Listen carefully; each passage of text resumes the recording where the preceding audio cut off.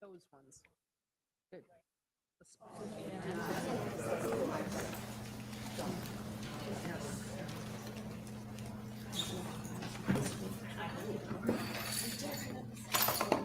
You have the ability to turn down the lights just a little. Okay. I thought they were controlled. It depends on where they left the board. All right. Oh. We'll just squint. Squint widely. Just look straight When out, not one up. takes a picture.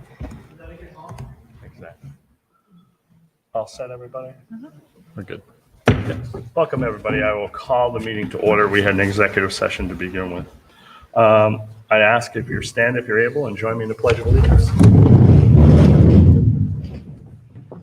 pledge allegiance To the flag of the United States of America and to the republic for which it stands, one nation, under God, indivisible, with liberty and justice for all. Welcome, everybody. Next item on the agenda is public comment. Does anyone wish to speak on anything not on tonight's agenda? I don't think they heard you, Oh. Rich. Next item on the agenda is public comment. Does anyone wish to speak on anything not on tonight's agenda?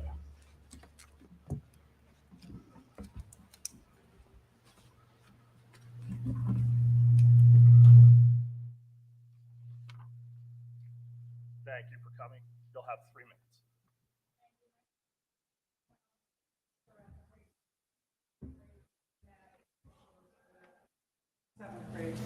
I just want to talk about the busing a little.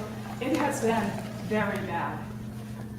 The first 3 days, my daughter wasn't picked up, my middle schooler. And then every day, they've been late. And the only change has been my Nichols Middle School student, because the bus driver, Jen Newhook, made the change. She called me and said, "You're on my bus. I'll make sure I pick you up this week." So that has changed a little. She's moved it up. She's been on time this week every day. The high school bus is 40 minutes late every morning, and my child has never made it on time to school. And she's a child with high anxiety. So today, she chose not to go. And I don't know if I will get her there tomorrow. And this affects us. I've driven her some days, but we need a consistent bus schedule on time. And I've been in the system for over 10 years. They should know I have a bus stop.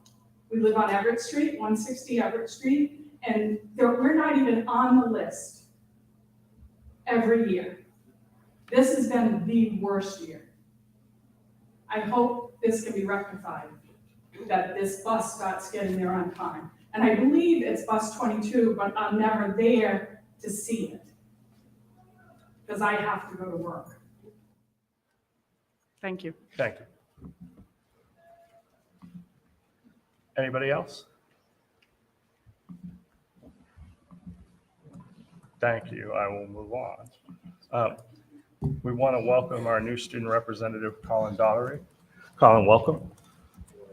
Do you have anything you want to say tonight? I know tonight's your first night, Colin, so I do want to give you an opportunity if you want to say anything. Just glad to be here and be part of you guys. Thank you guys. Thank you very much. Any school committee member have anything they wish to talk about? Chris? I got a few things. First, I just want to thank the members of the district and the leadership team. I know there was a lot of work put in to open the school year. But one thing I want to just touch base on and see if the safety audit is still on track. I know we got a schedule.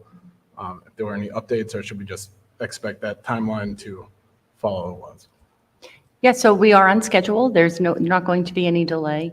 I'm not releasing publicly the dates of the safety audit because the whole point is to not be planned and prepared for it. But we're scheduled very shortly, and I'll be reporting out on it weekly as I do in my Friday Flash. Excellent, thank you. Another item, I got some feedback from the community in regards to Future Ready. There's a bill in the House dealing with 4-H field trips and whether or not they're excused from school or they should be. And I thought as a district, we might be able to kind of get a uniform policy to get out ahead of it, because they offer educational opportunities you can't necessarily get in the classroom and exposure to different career paths. Is that something we would vote on, or how can we put that in? My thought is through policy subcommittee, the school committee can create whatever policy they want, and until that policy is in place, anybody seeking excusal for an event like this, I would recommend they talk directly to the principal, because the principal has the authority to say, you're doing something educational, so your attendance will reflect that. But long-term, I would say you would call a meeting of the policy subcommittee, propose the verbiage, and then we would come, I think the school committee would come and vote on it once it's in ready form. I think the other thing too, Chris, is generally speaking, stuff like that, there's probably already a pre-existing policy existing someplace that's been vetted through legal and everything like that. That's part of what MASC does, and we can look to see if they have one for that. Okay. And we can look at it and adapt Perfect. what makes sense for us. Okay. Okay? Great. And then the last thing is just, I got a lot of feedback about the buses. Families had smooth experiences, and that's great, a pleasant start. There were issues with not being picked up and the time. One other, when I was trying to resolve some issues for some families, it occurred to me, well, actually it was reported to me, what families see on Aspen for their bus number isn't necessarily what the bus company had listed for their route. And I'm hoping there's some way we can kind of reconcile that, so Aspen and the bus company are on the same page going forward. Yes, so that was something that we discovered very early and should be entirely rectified now. So if any family looks in Aspen and is seeing a conflict, you should contact, really any principal, you can contact my office, really anybody, because Aspen is controlled by the district, not the transportation company. Any school administrative assistant would be able to help you with that as well. So you can just call your child's school in order to get that rectified. But it's my understanding that everything is now accurate in Aspen. If that's incorrect, please call so we can get that fixed. Okay, and going forward, maybe we can examine that system just to make sure before the first day, families don't have to worry about that. Absolutely. Excellent, thank you. Anybody else? Seeing no one, I will move on. Next item on the agenda is a report from the MEA co-presidents. Welcome.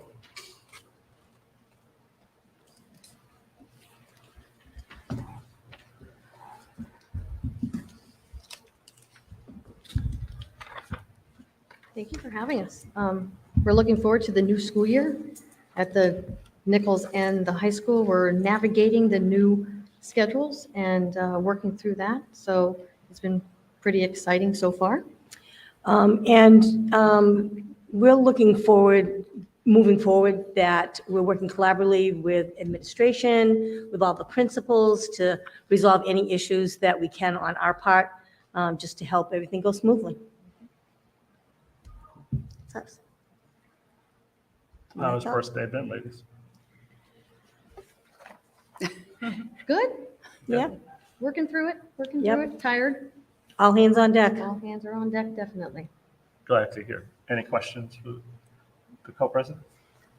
I was just kind of wondering how everybody's doing at the elementary complex and how many fans are been brought in and dispersed to try to help survive the temperatures of this past week.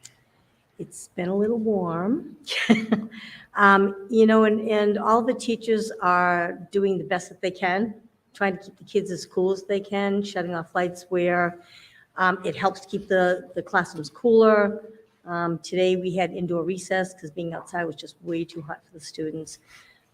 They are able to get to the water fountains regularly. They have water bottles with them. We're doing the best that we can with the weather. I'll jump in and just offer that the leadership team and I have been in touch about the extreme temperatures this week. Some of the things we've done, we've worked with food service to rotate some menus to reduce on the cooking, like the extreme heated lunches, in order to cut down on that. I know that Principal White and Principal Thompson were both very flexible in having time in the auditorium at the elementary complex at the Birkeland School, because it's a cooler space. So taking proactive measures, indoor recess at all 3 elementary buildings, not because we don't want them outside, but truthfully, it's just the air quality is uncomfortable. So I know that we are taking measures, proactive measures in place, but I do want to thank everybody for their patience. It's extremely hot, hotter than it's been all summer, of course. And, I know that's especially hard on children as well. Any other question? Thank you very much for coming down. Thank you. With that, I'll turn it over to the superintendent for the superintendent's report. All right. Thank you, Chairman Young, members of the school committee.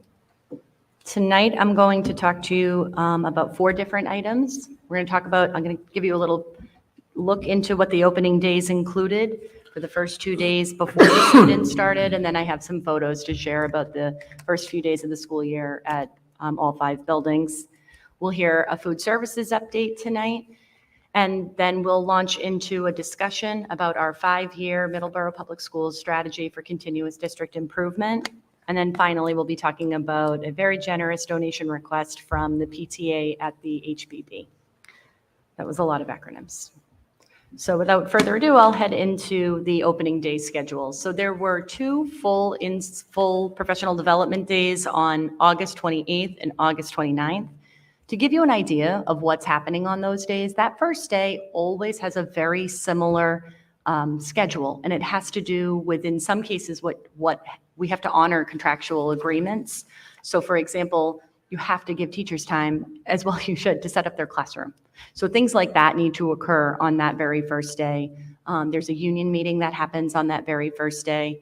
There's a convocation celebration. One of the things we've seen in the last 2 years is some student-led performances. This year, we always choose an elementary speaker for the Pledge of Allegiance, and then we had speech and theater workshop come and perform for the entire staff. They had 2 spoken poems that they read. One of them was about gratitude. And it's nice to have student voice present. I think it's something the staff really enjoy, and it's always nice to see the kids. Beyond that, there are faculty meetings at the building level. There's a lot of business that goes into opening up the school year, so they need time in their buildings to do that. Additionally, not everybody is setting up a classroom. So there are certain pockets that do launch right into some training. So I included, there was some CPR and AED training that our nursing community engaged in, because they're not setting up a classroom. So there's time for them to cover that. And then there was also a specialized transportation meeting that day to talk a little bit about, the year to come and some shifting parts of specialized transportation. So that was the first day. The second day is truly an all-day professional learning experience. I included as many of the topics as I could come up with. It's kind of a lengthy slide. Tiered systems of support was something that all staff who were not engaged in the UFly training attended during the morning. And it was headed up by Dr. Markolitis, Jennifer Healy, and Kevin Avatable to really look at all of the ways to support students in all of the tiered systems of intervention.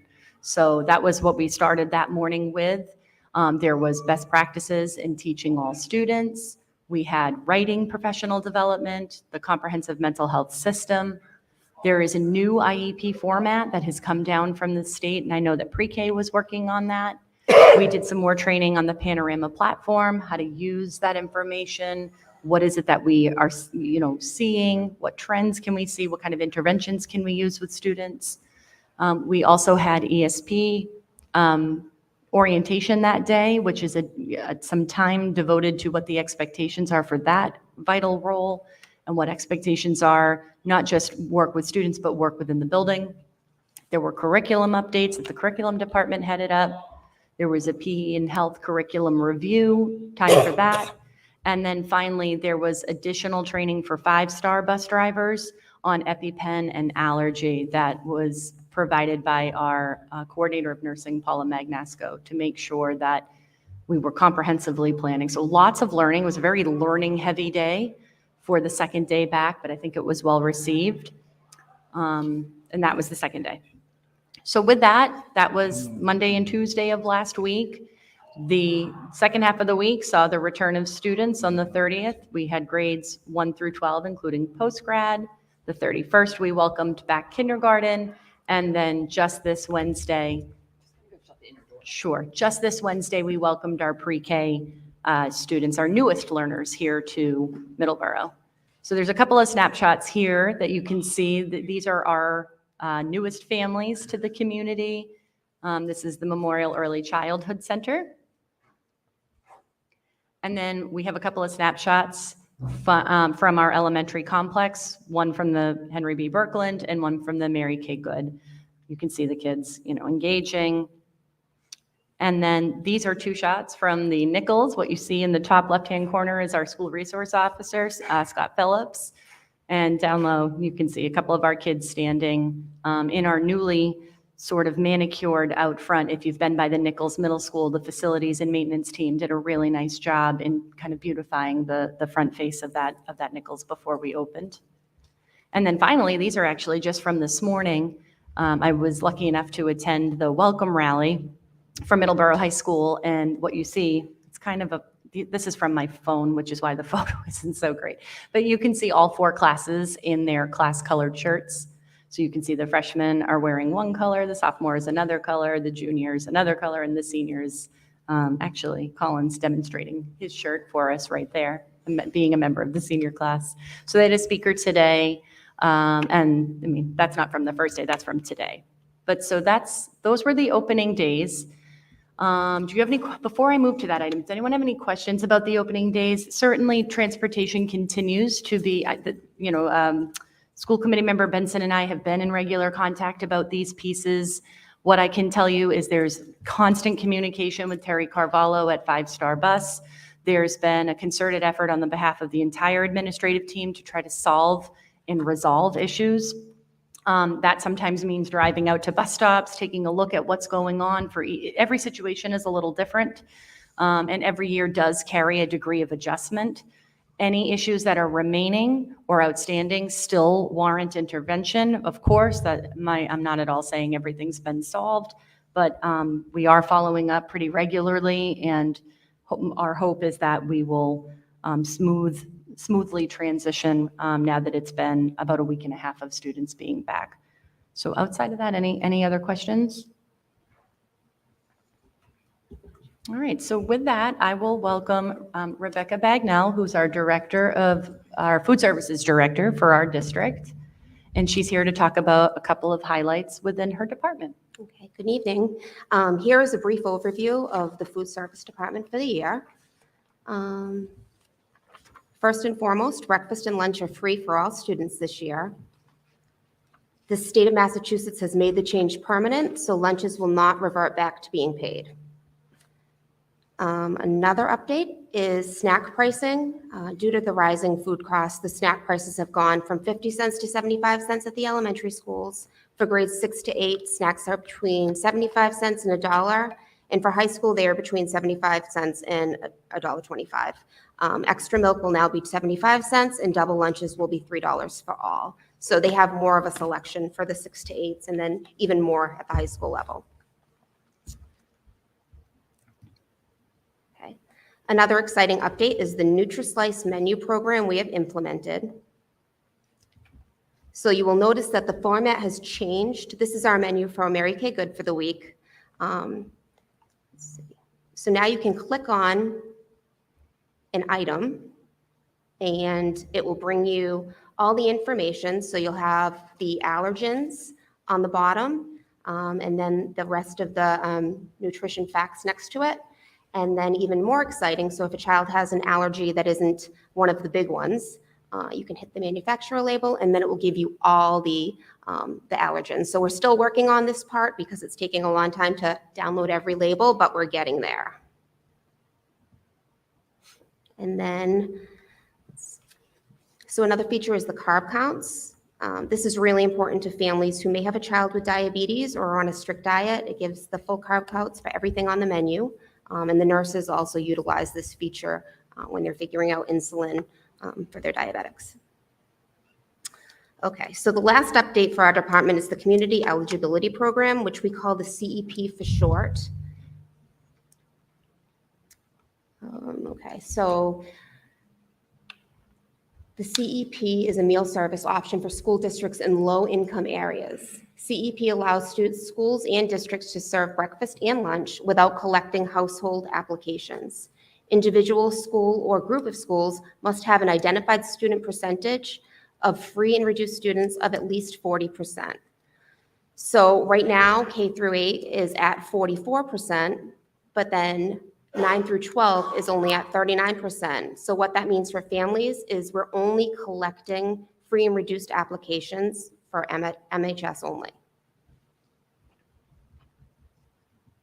Mr. Chair, You go right ahead. through you, just a quick question. If we have free breakfast and lunch for everybody, why do we have to take applications for free or reduced lunch at the high school? So because our ISP is under that 40% threshold, it's just a requirement of the state. They know if you're over 40%, the state is the one actually providing the SNAP benefits, the insurance, things like that. So they know who qualifies for those. They basically tell us these students qualify for a program outside of the school that qualifies them to be a low-income student. So they're telling us what our percentage is based on the children that are in our district. So as far as the high school, if somebody qualifies for free lunch, but they don't have SNAP assistance or they don't have insurance through the state, but they still need, a little bit of extra. If you qualify based on your income, even though you don't get those programs, if you're a foster child, things like that, we might offer you, this free testing at the high school level, things like SATs, PSATs, athletics, items like that, if you qualify for free lunch, you do get those extras. So So it has nothing to do with free lunch? no, it doesn't. It's All right, thank ever you. since COVID, we've basically been doing a lot more of this side of, it's a little bit different than what my regular job used to be, but. But I also think it's important that we've extended free lunch benefits beyond for the district, like Rebecca said. So example, there's a user fee to play sports in Middleborough. That user fee a lot of times is waived if you have free or reduced lunch, because we don't want people who need help to be able to. That's why the paperwork is important. The other thing too is it qualifies, especially high school students, for other opportunities like scholarships and things like that. There are things set up based on if you're a member of the free or reduced lunch program. So it's important to have that information, because one of the things that they do here is move kids towards those type of things when it's time for graduation. All right. And to be honest with you, this is a huge change. Even during COVID, one of the big problems we had during COVID was, even though everything was free, we still needed to collect data for free and reduced lunch. So we would spend a lot of time telling people, yes, everything's free, but we really need you to fill out the application for free or reduced lunch, because it affects the school system in a financial way. And it also opens opportunities, even during the elementary level, like field trips. So if a person's on free or reduced lunch, we try to waive the field trip costs, those type of things, to make sure everyone can participate and be a part of things. Thank you.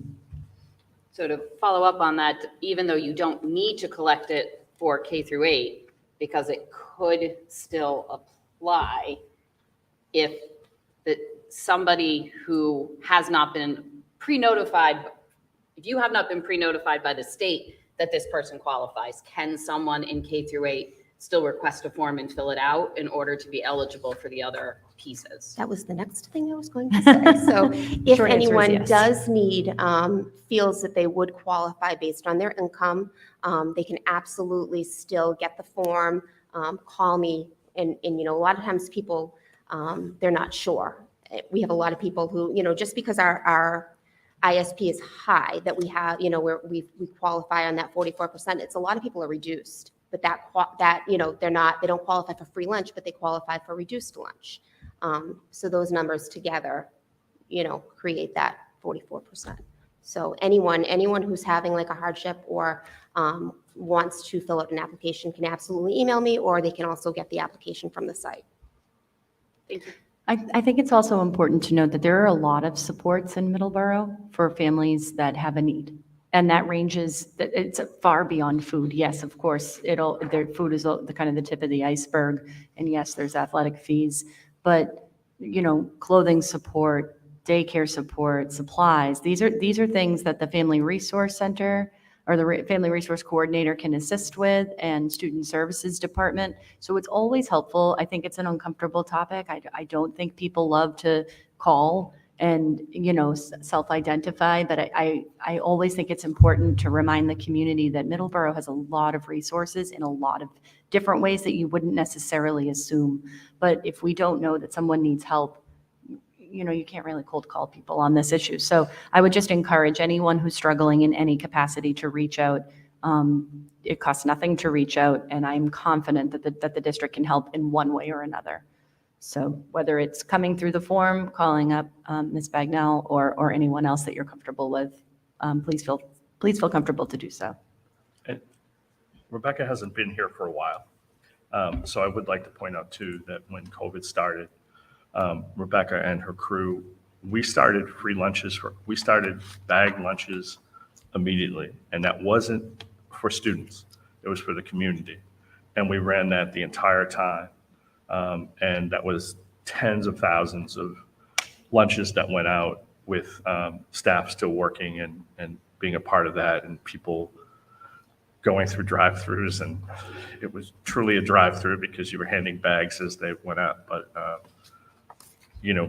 we recognize that there are food issues in this community, and we obviously want to help as many people as we can. But that was really apparent when we started with the bag lunches for COVID.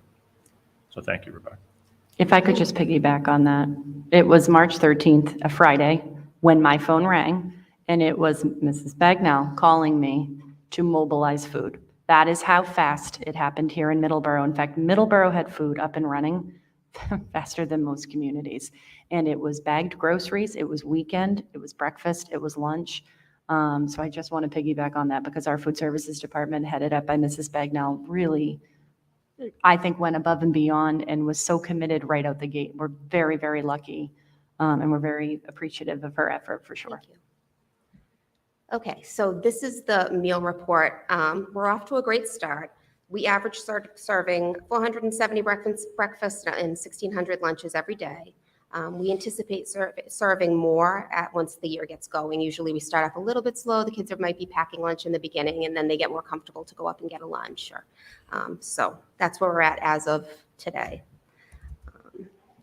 Do you have a sense of why there's such a reduction in breakfast? I think most families are feeding their children at home. Okay. And a lot of times we have children who, hey, I had a 40-minute bus ride, I'm hungry.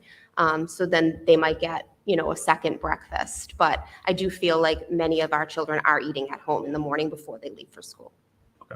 I think it's also tough in the beginning when you're figuring out schedules and stuff to, if you're running late for school because you haven't gotten on track yet, giving it extra time to grab lunch is a little bit harder. So. Okay, and so the last thing is the water bottle filling station. So we have these in every school in a bunch of locations. And with tomorrow's warm weather, it's just a reminder to send your child with a refillable bottle. We have some cups, but they go really quick. So if you can send your child with a reusable water bottle tomorrow for certain, but going forward, it would also be great because they can utilize these and they're great. So, and that's it. Any questions for Rebecca? I have one. So I know the number of students who are eating breakfast has gone down, and actually I don't know if the principals maybe can better answer, but with the number of students who are still consistently coming after the school day has started, there are still students who rely on Middleborough Public Schools for most of their nutrition. Are they offered breakfast when they get off the bus, So even if the school day is already started? yes, they are. So in many of the schools, the kids actually begin their day in the cafeteria, so it's great. So like at the high school, all the kids gather in the cafeteria prior to going to class. Nichols, they are I think one grade is in there, but they're all in and out. we have quite a few right now. I think the number is actually pretty high. MKG alone, the other day, I think it was yesterday, was 200 kids getting breakfast. And they're the only school that doesn't go through the cafeteria. And there's still, plenty of kids going. And a lot of times they get to their classroom and they say, oh man, it's a bagel. I wanted a bagel and cream cheese. And then they go back and get it. So we're open for whenever they walk in, or if they walk in late, we always make sure they have breakfast. Okay, so even those that come considerably late. Yes, absolutely. We'll never turn anyone away. Okay, thank you. It's all grab and go items, so it's pretty easy. Other questions? Thank you, Rebecca. Appreciate it. Thank you. Okay, and with that, I will turn into, I have to get my slide deck up. If you wouldn't mind just changing the slides. What I'll be doing tonight is talking about the strategy for continuous district improvement, which I recognize is a mouthful. That is a moniker that comes down from the state so that you understand why is it called that. But we are going to start by talking about what is it? What is a strategy? I always try when I present to you to give you as much as I can in plain language, because I think educational jargon is really hard to avoid and it doesn't always translate well. So essentially, what is this strategy? It is a 5-year roadmap based on data that's been collected that's going to create ultimately a specific list of things that we're going to do to improve our school system.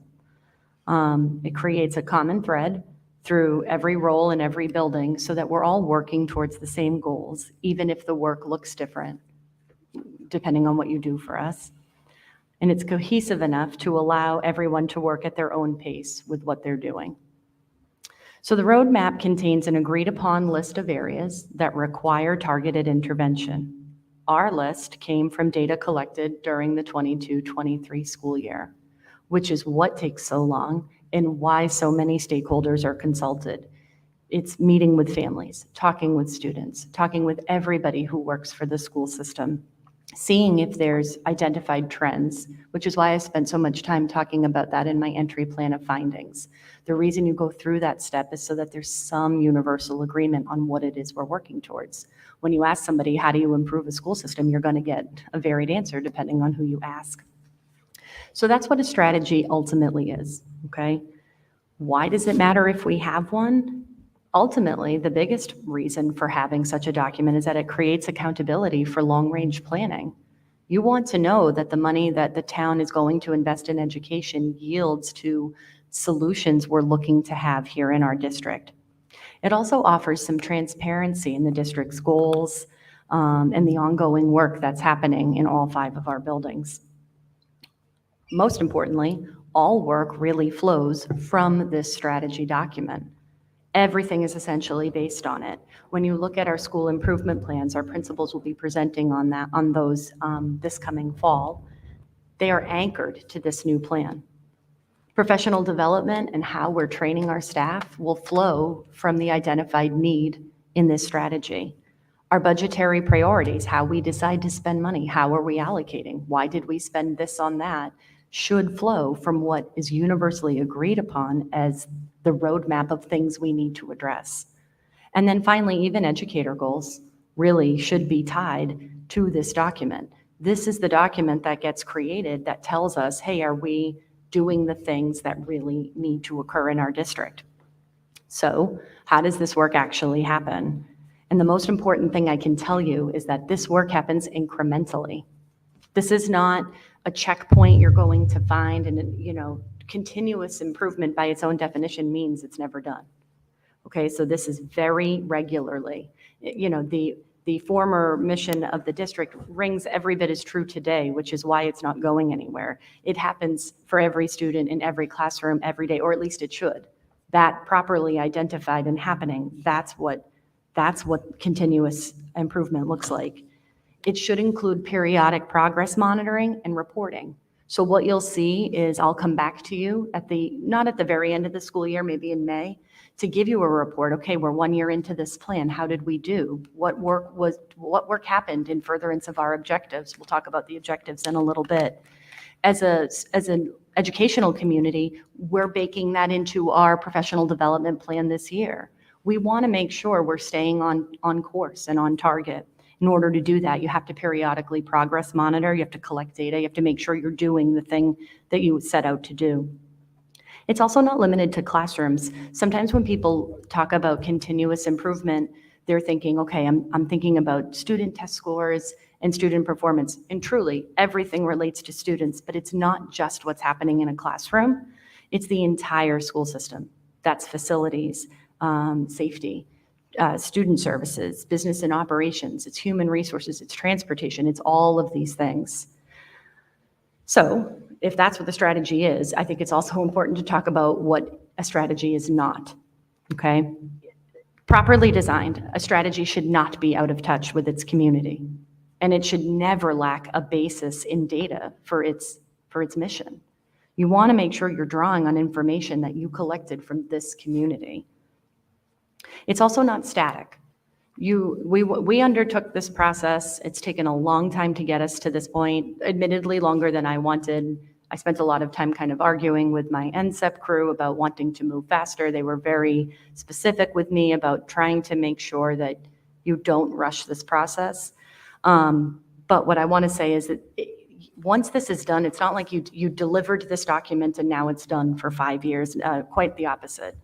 Properly done, this is a dynamic, breathing document that remains responsive to the ongoing district needs. I'm going to tonight present to you 4 strategic objectives, but for sake of argument, if one of those objectives is not aligned with what we need by the end of the year, you should expect that I'm going to come back to you and say, this is not correct. Let me tell you why it's not correct and why we need to change course. That's what improvement looks like.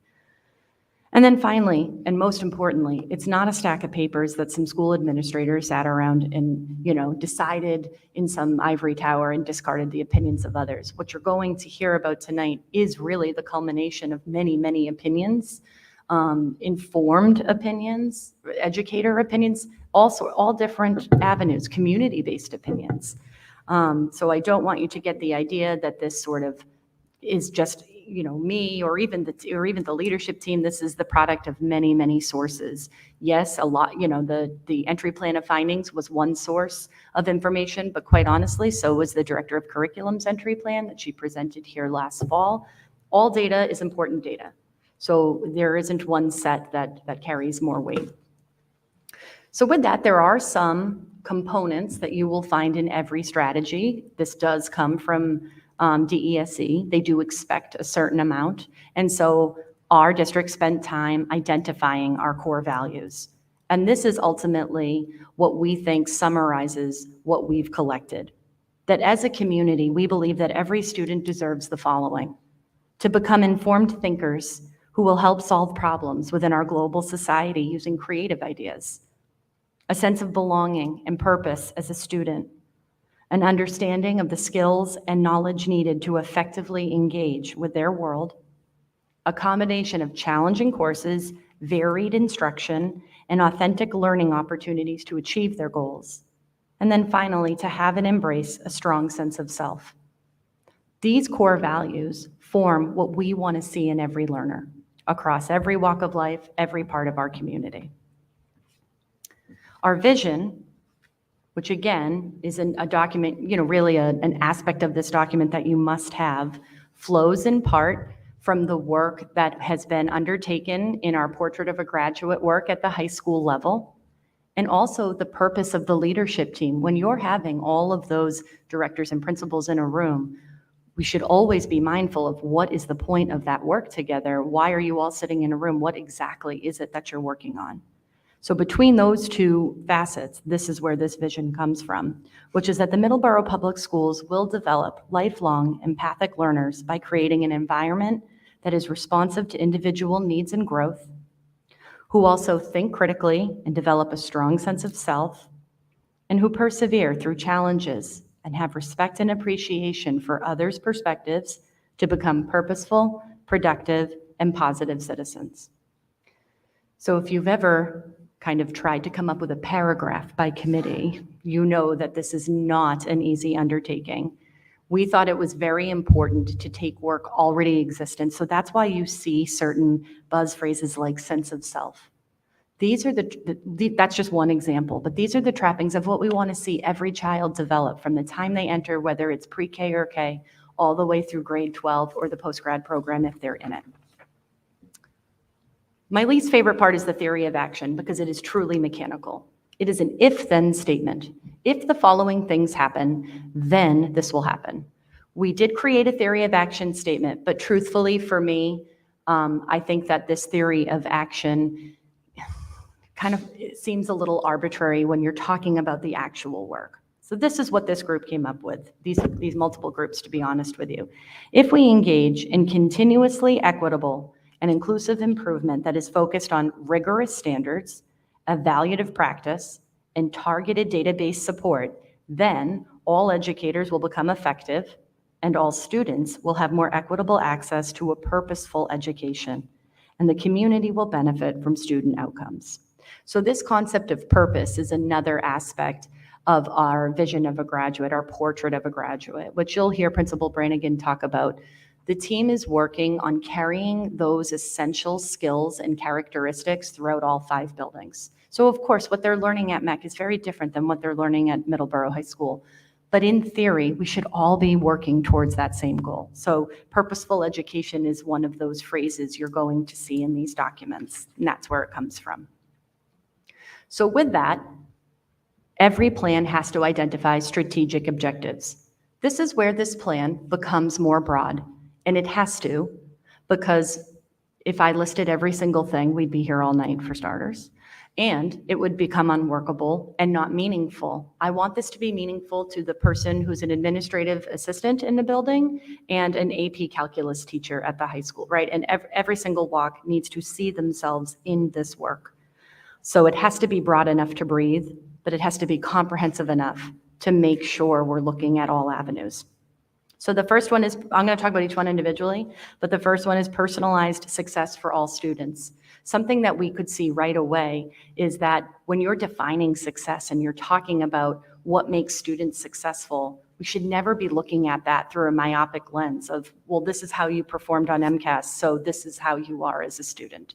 One of the things the student feedback showed me last year was they really don't want to be defined by any one metric. So personalized success is an important part of our work going forward. Engaging in collaborative, data-informed planning and problem solving. Everybody has an idea of what's wrong, but truthfully, data should be informing what's wrong. If I say I think we need to improve in X area, it shouldn't be based on my opinion. It should be based on some metric. There are all different kinds of data. There's subjective data, there's objective data, there's assessment, informal and formal assessment, there's anecdotal. No one entry point, no one data point is more important than the other, but it has to be based in something. Otherwise, you just have conjecture. You have someone's opinion about it, and I think that's where we could run into trouble. Third is hold on, before I leave into that, engaging in data-informed planning is where you're going to see a lot of your long-range planning, right? Talking about our facilities. We're in a district where we're seeing pretty significant increases in enrollment. So one of the things you want to know and you want to plan for is if we continue to see the increases in enrollment in our district, how exactly are we going to house and meet the needs of all those students? That's baked into this item, if not others, so that we can engage that work. The creation of innovative, responsive, and safe learning environments for all. Okay, that's looking at, are we having alternative pathways for success? Are we creating that future ready program? Are we telling our students that no matter where they're at, we're going to meet their needs and help them achieve their goals? That's really what that is getting at. And then finally, establishing meaningful family and community partnerships, which I think is probably the most easy to understand objective of the 4 of them. So with that, I'll give you just a snapshot. I do want to kind of tell the community, what I'm presenting tonight is what's referred to as an executive summary.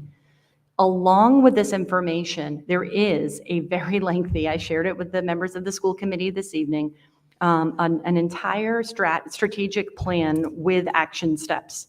So if you're out there thinking, this is kind of vague, what is she really talking about? There is a companion document to break our work down, not necessarily year by year, because it doesn't always translate that way, but in more discrete terms. Tonight, I'm giving you an overview. At any point, if you want more detail, you know I can talk until the cows come home. So I'll continue. I'll give you whatever detail you want. But to me, I think this is what's important. And even looking at this slide, it's covered in words. So that's not ideal. But talking about personalized learning for all students, what am I really talking about there? I'm talking about transforming and really examining our practices, systems, and structures to broadly define success for our kids. So that we're, yes, including academics. We're always including academics, but we're also looking at knowledge, skills, and attributes that students are going to need to be prepared for whatever their future is. We're talking about cultivating student agency. Okay, when I say student agency, I mean that a child, no matter their age, will tell me what they think, how they can sit in the driver's seat of their own education, take ownership for their learning, and a sense of self-efficacy by ensuring that students remain at the very center of their learning. That means we're consistently revisiting curriculum, instruction, assessment, and professional learning for basically 6 different purposes. We want to align to state standards. We want to offer multiple opportunities for students to demonstrate understanding and skills, right? If you've ever, not every kid is going to test well. So they should still have an opportunity to prove what they know without penalty. Ensure relevancy and student voice, because that's always going to be something that's critically important to this community, and teaching students to set their own meaningful goals. Finally, it's to value productive struggle. We anticipate that things are hard. We want things to be hard. Productive struggle is when you're learning through that hardship, not getting frustrated and shutting down, but actually working through it. That's when we see the most growth. And then finally, to reflect and monitor progress towards attaining those goals. Lastly, this objective involves building collective efficacy of staff through professional development in the areas of curriculum, instruction, and assessment. When you look at your mass of teachers and educators, you want to make sure that you're all rowing in the same direction. You can only do that by looking at these areas. It's fine and well to say we need to improve, but if your building's leader doesn't have a strong idea of how to do that, you're going to struggle. The next strategic objective is to engage in collaborative data-informed planning and problem solving. So that looks at creating time and structures for staff to review and analyze assessment, attendance, subgroup data, survey data, to create a district that meets academic, social, emotional, and the physical needs of all students. It involves collection of data from multiple sources, students and families, objective measures, subjective measures. I've talked about this already a little bit with data, both standardized and non-standardized assessment. And then most importantly, reliance on that data review and analysis to drive those budgetary decisions, procedures, policies, and human resource management. This ensures that the information that you're collecting is actually what's driving the action, rather than, the opinion of just a few or someone who believes this to be a problem without having the evidentiary basis behind it. Next is the creation of innovative, responsive, and safe learning environments for all. This includes developing a comprehensive mental health system of support, maximizing student engagement in their learning, their governance, and their experience. We know that coming out of COVID, student engagement is one of the areas. This was a trend that has come up in my walkthroughs with the principals over the last year. You're not always going to be engaged 24 hours a day. These are children we're talking about. But the majority of learning should allow entry points for students to engage. When you bring technology into the classroom, that presents a special challenge. It's very powerful to walk into a classroom and see every single student on a laptop, because your first question is, why are they on the laptop? What's going on? So looking at that engagement from a critical lens, making sure our technology is integrated into what we're doing is something you'd see here. Cultivating a sense of belonging and connected school cultures, not just building culture within itself, but how it's tethered to the other 4 buildings in the district. Enhancement of professional development planning, responsiveness to feedback and staff, the applicability of job responsibilities, and the comprehensiveness of planning for all stakeholders. One of the things that we saw last year was the creation of a PD council, which now affords all staff the ability to attend professional development and or nearly immediately weigh in on that experience. Hey, I liked that. This is what was good about that. Or actually, this really missed the mark. One of the early pieces of feedback we've heard, when we get to set the school calendar, I'll come back to you with feedback.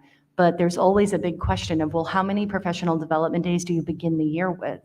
You're welcoming back all your staff, but you're also testing their bandwidth. They're through the door, and we're pushing a lot of instruction on them by day 2. You strike a delicate balance there. So we'll come back to that when we do the calendar, but we're a couple months off of that.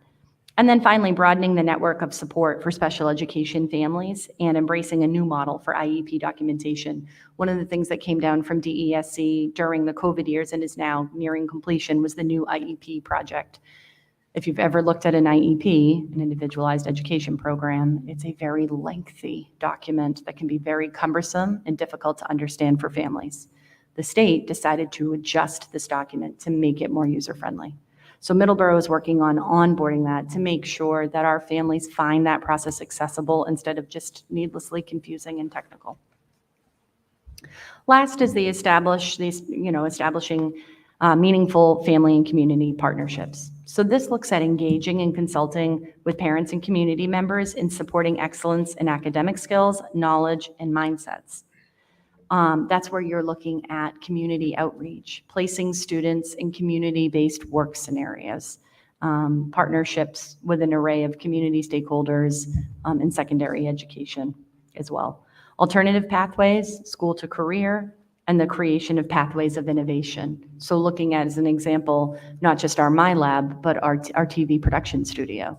These are wonderful tools here at the high school, but what does that look like if you're a parent of an elementary child? What's their entry point? What's their inroad to those programs? If you didn't naturally have an interest in TV production, how does one get there? And can we provide those opportunities to younger students in controlled, obviously controlled environments? And then last, developing a personal learning plan and pathway for each secondary student so that no child or no secondary student feels like there's only one way. There's only one path for them. That's exactly what we're trying to avoid, and this plan would seek to address that. So let me go back. That's my next slide. So with that was what I had for tonight on the strategy. What questions do you have? What can I answer for you? Question. Jessica. You mentioned at the beginning that you'll come back and give, updates, and I know metrics are important to you, and providing updates as to how you think things are progressing. Do you have a sense of how much are the metrics are kind of gauged by executives versus the leadership teams versus are teachers going to be weighing in on how they feel the goals are progressing, and where is the kind of balance between how you plan to gather those? Yeah, no, that updates? is a fabulous question. The real answer is the boots on the ground are the people who do the most work, right? What's happening in our classrooms is the most important thing in many, many ways. It is the smallest unit of measure of a school. So when you look at the strategic plan with action steps, what you saw there was a listing of who was responsible for something. But every time you see a member of the executive committee or the leadership team, that doesn't mean that they're doing that work alone. It's quite the opposite. It means they're overseeing whatever work is happening.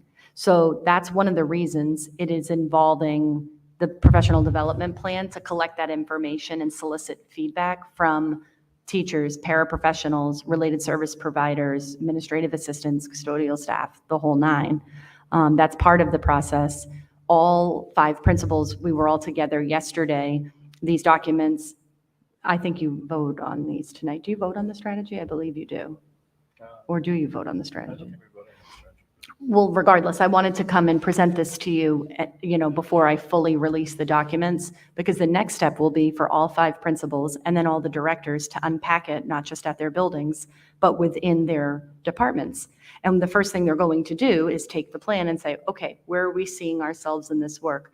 And you'll ultimately highlight the areas you're going to report out on.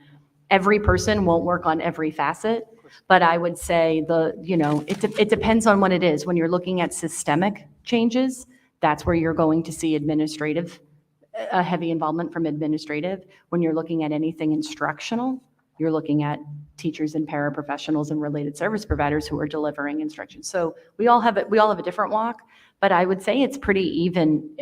I mean, it was designed to be something that everybody does. It just cannot, this work cannot be done by administration alone, and quite honestly, it can't be done by teachers alone. So it really should reflect, even within each discrete step, multiple stakeholders. Thank you. Sure. Other questions? Anybody in the audience have a question? Thank you. Okay, thank you. So with that, I will turn to my last part of the report tonight, which is a PTA donation request. I will call Principal Derek Thompson up. And I don't know if you have members of your PTA with you, but he's here to talk about some very exciting and extremely generous, oh, you do. You do have PTA members. If you could introduce everybody who's here with you, and then I'll turn it over to you to talk about this very generous, very exciting work. All right. Thank you for having me this evening. A few people to introduce here. So I have Sherry Carney, Erica Adler, Jen Newhook, Rachel Alshorn, and Kelly had to leave. And we have Jane back there, and Lily, and Leo. They probably don't want to be here right now. That's okay. So I'm excited to formally request that we accept a donation in the amount of $24,308.30, which would be coming to us in the form of new recess equipment at HBB. The larger piece of equipment you can see there, it's called a rope Vertex. It's actually that piece of equipment, minus the cityscape in the background. No, they won't be sending us that, but we are also looking at replacing four swings, which are not cheap, and also we're looking at buying an adaptive swing, which is actually a pretty expensive piece of equipment as well. So we do have plans, hopefully, for a larger playground makeover in time. So some of our fundraising efforts this year are going to be geared towards that. We actually just met Tuesday, and I know we sent over a couple fundraising requests. One of them we're going to be amending because we discussed our strategy about the best way to fundraise and just trying to be cognizant of not asking people for too much, and just we have a very supportive parent community, HBB, and an amazing PTA that just does so much for us and really forms the backbone of so much of what we do. And that's a big part of what we talked about on Tuesday night. How can we get the word out to families in the community about all the work that we do? Because I don't think that people realize how much work this group of parents in particular and the larger PTA overall actually does for the school. Everything from funding the buses for our field trips to buying everything required to make the Husky Haven happen, which is our school store where we're rewarding kids for being Berkland's best. We give shirts to kids on multiple occasions throughout the year. Some grades for field trips. Everybody gets a Berkland's best shirt at the end of the year. We have authors visits, tons of cool events and enrichment opportunities throughout the school year. It's all funded by the PTA. So this group does really amazing work. I'm deeply appreciative of it. And so with that said, I would like to formally request permission to accept the generous donation of the PTA. So for the purpose of the discussion, Chair will entertain a motion to accept the donation. So moved. Do I hear a second? Second. Board discussion. Just a couple of things, Derek, sort of know the answer, but I want to say them out loud. Yeah. Only because I know other places have gotten into some issues. This will be installed by an outside contractor. Correct. To do that correctly. Yes. And as you listed in your letter to us and to the superintendent, a lot of this equipment includes ADA accessible pieces for students. Yep, the rope Vertex itself is ADA accessible, and then our swing set is currently not. So we're making the swing set accessible by adding an ADA accessible swing. Excellent. Thank you. I really appreciate all the work the PTA did. I know this is a big step, and I can't emphasize enough how much we appreciate it. And I think the kids will. Derek, do you have an idea when this will all be up and running if everything goes according to plan? We were filling out the paperwork tonight, so it should be 6 to 8 weeks. So the gentleman that I'm dealing with from Utila Play was confident he's going to get it done this fall. Late October early November is what he told me tonight, so. Excellent. Any other questions or comments? So I'll just jump in. I wanted to personally say thank you to members of the PTA and Mr. Thompson. But also, this is how this folds into the strategy. This is what these partnerships look like with families and community partners. And they're all being very modest, but I know about the Playground Committee. They do have big plans for a very substantial kind of look at that playground. They want to create, more innovative and safe learning environments for all. That's exactly where you see that work in the strategy. I know this group has met. They consult with Jim Hutchinson to make sure, facilities-wise, but they went out of their way to make sure this was an ADA compliant company and structure.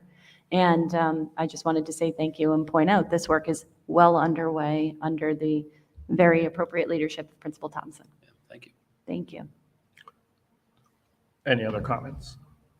All those in favor say aye. Aye. Opposed? It's unanimous. Thank you very much, Thank you. everybody. We Thank you really very much.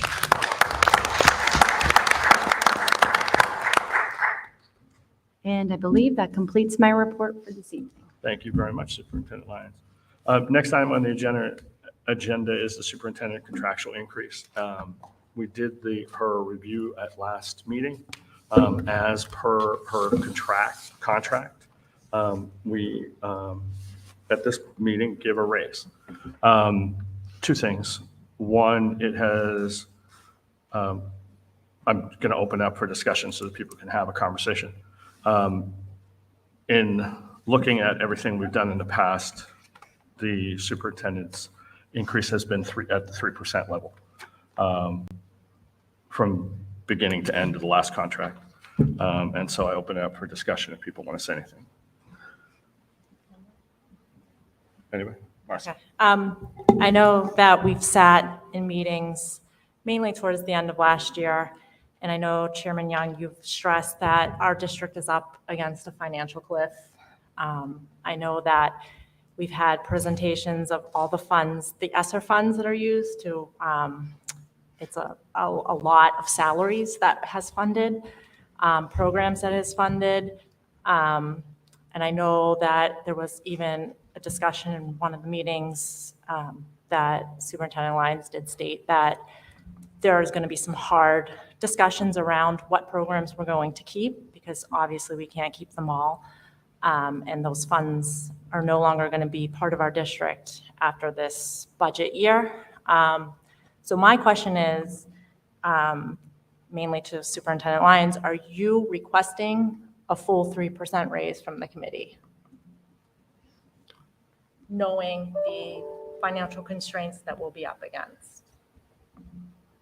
So to be clear, the superintendent's contract calls for a raise from us. Right, but if she doesn't request one, then there would be no reason to entertain a She raise. doesn't have the option to request one or not. We are required under the terms of our contract to give her a raise. It said it was up to 3%. Up to 3%, yes. So there's no option to give no raise. There is no option whatsoever to give no raise because that would be in violation of her contract.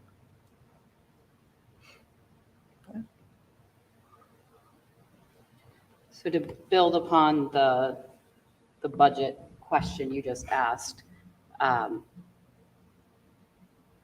in terms of the budget that was already allocated and the amounts towards staffing, was that the superintendent raise is the superintendent's rate standardly incorporated into the budget projections for each year?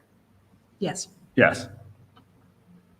We always added it in to make sure that it was available should the school committee choose to do that. Thank you. And the other thing I'll say is two things. One is that we're going to vote on a raise. We're going to vote on a contractual increase tonight that at some points exceeds the 3% because it starts with a 50-cent increase and then goes 2.5. There are the superintendent's contract and superintendent's evaluation is the only evaluation that's done in public. It's the only it's the only raise in Middleborough Public Schools that's based on an evaluation. You will see other superintendent's contracts that include an increase and some include, and that have nothing to do with the evaluation. Some include an increase and an additional increase upon the evaluation. Ours just is about the evaluation. The other thing I'll say is it's part of the reason that we have increased by 3% each time is to make sure we're competitive in the marketplace with the superintendents around us and the superintendent openings around us. When we established this contract, I know most of you weren't on the board, but I gave all the particulars of everything around us that was open, everything around us that was fulfilled, and the price tag. We unanimously agreed on this contract because it made sense based on what was happening. I will tell you that I would say the most closely, the closest resemblance to us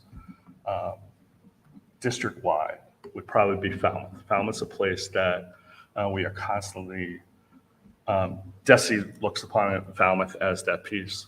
Falmouth has a superintendent who has been there 3 years now and was at this level, if you will, when she started. And so that's part of the reason why. And that was prior to all COVID issues and stuff like that, as you can imagine. So some of that changed. If I may ask, Sure. I'm looking at the contract and it says will be eligible to receive up to 3% increase to salary each year. It doesn't say she's required to get any percentage increase. So where is that language coming from stating that she must get something? It says she will be eligible to receive up to 3%, Right. as long as she meets the performance evaluation completed by the committee. And She so- has. But what, it doesn't say she's required to receive. I would view that as she's required to receive. I wouldn't. The language doesn't support that. So you would propose giving a 0% raise? Well, considering that we have a financial cliff, that you stated that in one of the meetings, the financial cliff, I would want to make sure that every single educator in every single services that our children are getting are retained. And if she gets a raise, which, you know, it's a raise, and I might add her salary is at $187,500 a year, which is more than double the median income of Middleborough family. And if we can't retain those teachers, I think that is totally fiscally irresponsible. If there has to be any cuts to anything in our budget, I think that would be completely irresponsible on this committee's behalf. So she would be the only person not given a raise amongst our entire staff. Well, she's the head of as the head of the district, she should want to ensure that everybody underneath her is retained and there's no layoffs, there's no budget constraints, nothing. So to be clear, this is about this fiscal year. Yes. There has been no budget constraints. There has been no layoffs. But we don't for know what's this- coming. We're talking about this fiscal year. The budget was established in March, voted on by town meeting. The budget subcommittee moved it forward with the addition in the superintendent's salary that way. It's the way it's set up. We're talking about this fiscal year for a raise for the superintendent.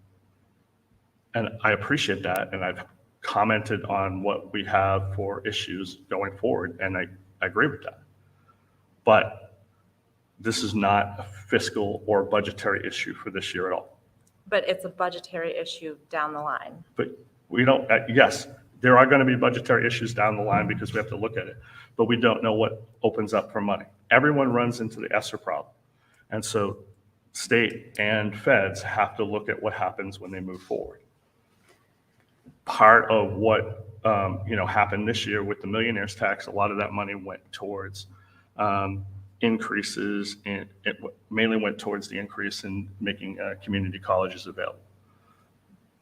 They're basing that on the idea of how many people will apply to community colleges and be a part of that. I can tell you that number is lower than they expected to begin with. So I do agree, And I think you have to look at it budgetarily, but this has nothing to do with this year's budget. But we can agree to disagree because it all is going to impact our students one way or another. I have a question. Sure. Say we don't go with the 3%, if we do a 2.5% increase. We would no longer be in a based on your experience, would we no longer be in a competitive state to be in the average? I wouldn't say that. I mean, I would say, again, I would say it's difficult to do the 0% raise. I personally think it poses problems because I think it's in violation of the contract. Whatever raise the school committee determines, it's up to 3%. So it meets the requirements as listed. I'm not saying that we won't be in a competitive disadvantage. I don't think that. But I will also say that I think in most cases, like I said before, that the reason it was established at a 3%, to be honest with you, is because there are other things that other people get throughout the district. That the superintendent does not. Right. And so it's like a lane change and also longevity. Right. And those are things I think we can look at because over a period in time, we've sort of stayed away from those things in contracts, and that's, how we've negotiated the contract. There's other things in this contract that are far different than other contracts you'll see. There's one of the things we've always put in is a large gap in time if somebody leaves for another job. This is a 6-month window people have to give us. And also there is a clause in the contract that isn't only 2 superintendent contracts that I can think of, that it allows the chair to place the superintendent on leave for cause. But it has to go before the school committee after that.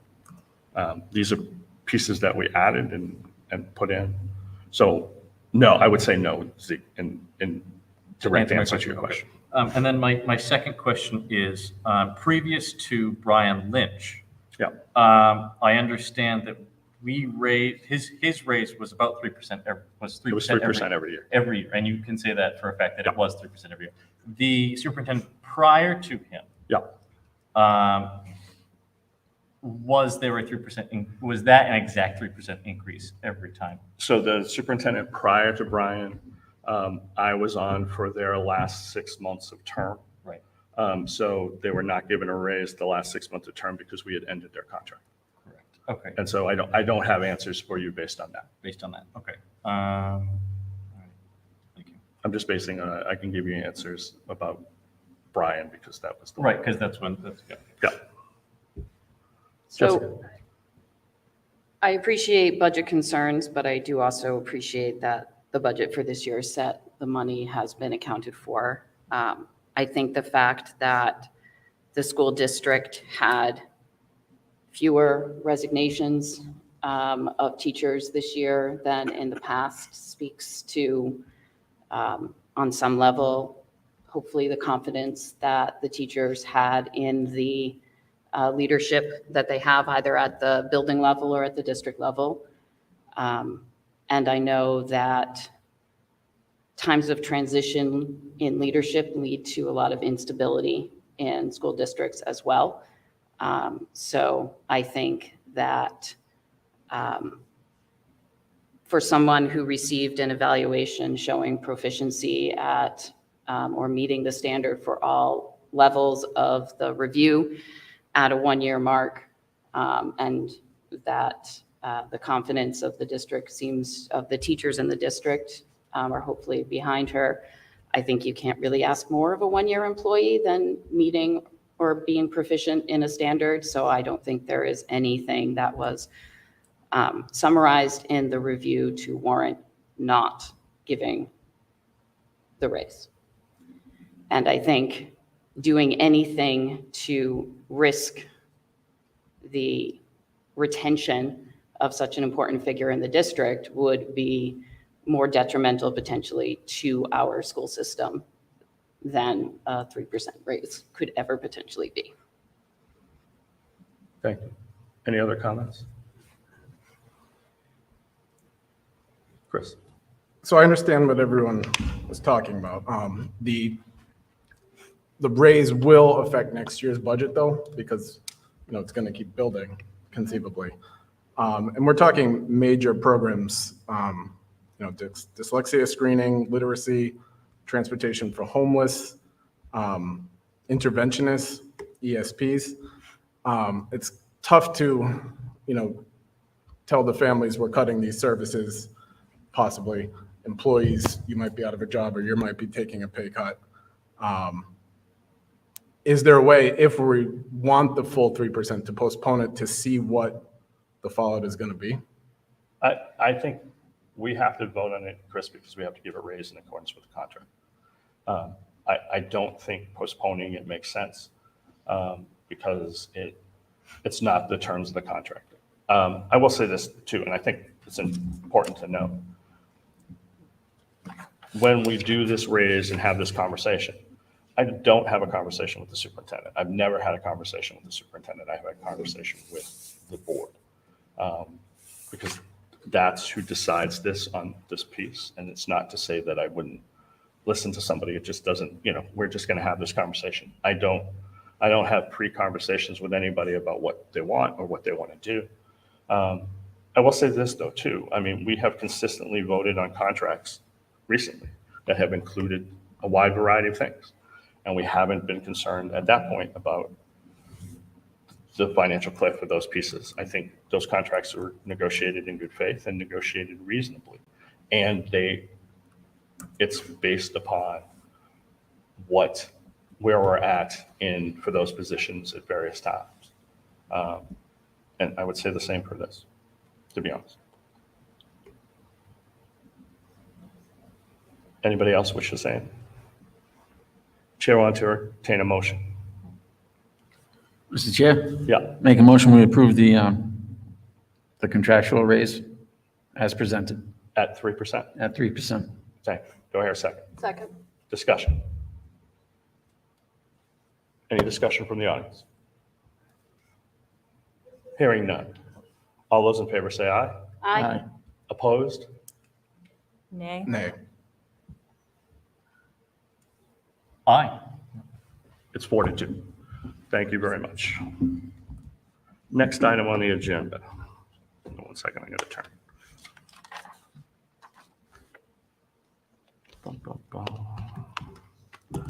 Next item on the agenda is MSBA. We haven't had a meeting with MSBA. As I said previously, we're probably one meeting into MSBA high school building project before we're done.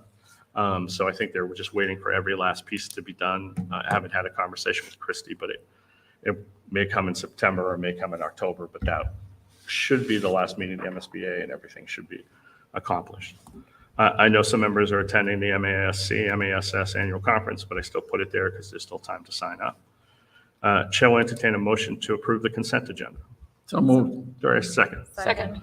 The consent, just for discussion, consent agenda includes approval of warrants and fundraisers. So thank you for everybody for that. All those in favor say aye. Aye. Opposed? It's unanimous. And the last item I have on my agenda is the cafeteria workers contract. I put in in everybody's forms, the cafeteria workers contract. The contract contains some minor language changes that have included all contracts. It changes the grievance procedure because it adheres to the grievance procedure that is in most of our MEA contracts, so that was the fundamental change there. It does add extra work for the workers for principals at night and at programs that they want to run. So it gives them that opportunity. And it changes some language around sick leave and, language around family medical leave. The other thing I should note is that, I'm just opening my thing, it adds a 50-cent salary adjustment to all the positions. And then it's a little different, and we signed a one-year contract for 22-23 and a 3-year contract for the next 3 years. And so at 2.5% with the additional 50% jump, one of the things that 50-cent jump, excuse me, one of the things that it does are the last 2 contracts we've had with ESPs and cafeteria, we've encountered this issue where all of our union contracts were up at the exact same time, which created, as you can imagine, a lot of work for people to run around and do, and a lot of expense with our attorneys doing it all at once. And so we moved these 2 contracts out.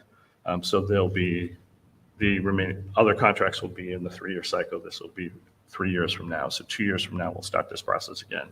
3 years from now, we'll start this process with that. Are there any questions on what anyone heard? Chair will entertain a motion to approve the cafeteria workers contract. So moved. Do I have a Second. Discussion. Hearing none. All those in favor say aye. Aye. Opposed? It's unanimous. And then, hold on one second, because I got to go back now.